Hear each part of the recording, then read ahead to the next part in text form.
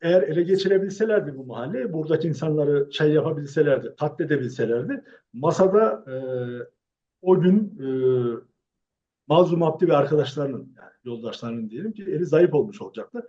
Bunlara boyun eğmiş. Yani he demek zorunda kalacaklardı. Çünkü şimdi diyelim kendilerini de tehdit altında göreceklerdi. Ancak böyle olmadı. Sonuçta görüştüler, ancak hani diyelim bir ateşkes, evet, ateşkes konusunda anlaşılmış.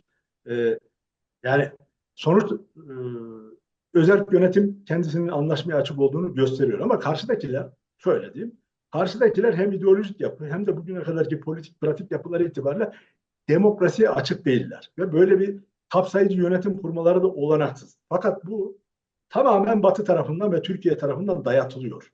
Yani bunu net olarak görmemiz lazım. Yani sonuçta özerk yönetimin yöneticileriyle işte Amerikan askerleri, işte bir takım diplomatlar görüşüyor diye buradan sonucu çıkaramayız. Hani bizimle ortak bir yol yürümeye çalışıyorlar diye. Onların, örneğin ben baştan da söyledim, bunu net olarak söylüyorum. Tekrar Trump'ın ya da Erdoğan'ın yakın çevresi dışındakileri insan olarak görüp görmediğini görmüyor daha.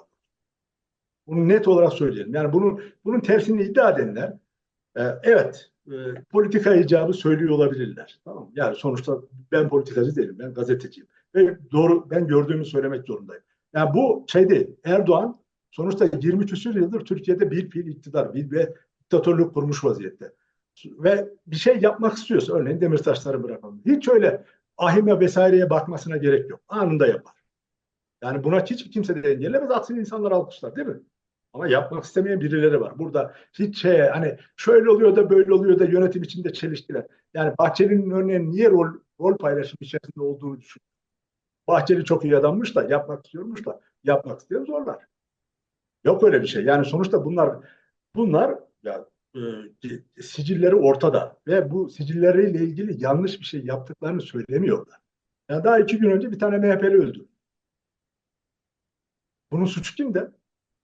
Ha, o işte biz nasıl anlatayım, kurucu önder, daha doğrusu bir takım sözlerle çözülebilecek hikayeler değil bunlar. Somut bir şeyler yapmalar lazım. Yargı önünde örneğin Bahçeli'nin de Erdoğan'ın da hesap vermesi gerekiyor. Bunun ötesinde ne barış olur ne bir şey olur. Bak, bunu ben özellikle altını çizmek istiyorum. Şimdi başından beri Erdoğan'ın ve iktidarın, daha doğrusu sadece Erdoğan değil, AKP, MHP çetesinin yapmaya çalıştığı şey Rojava'yı teslim almak. Ve bunu açıkça söylüyorlar aslında. Adım atmıyorlar. Hani